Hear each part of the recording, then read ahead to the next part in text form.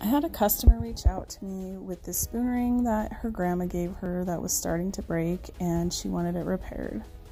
So I started by annealing it and flattening it back out. This took a couple steps.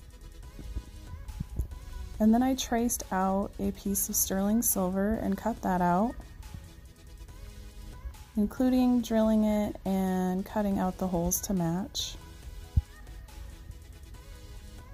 Then I cleaned it up with a file and sanded it.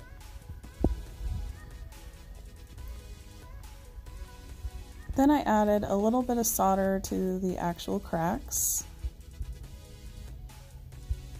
And then I soldered on the back plate that I made.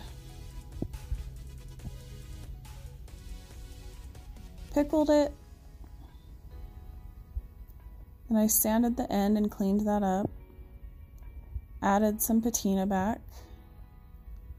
Polished it. And then I bent it back into a ring. Did a final polish. And now it's good as new and ready to wear.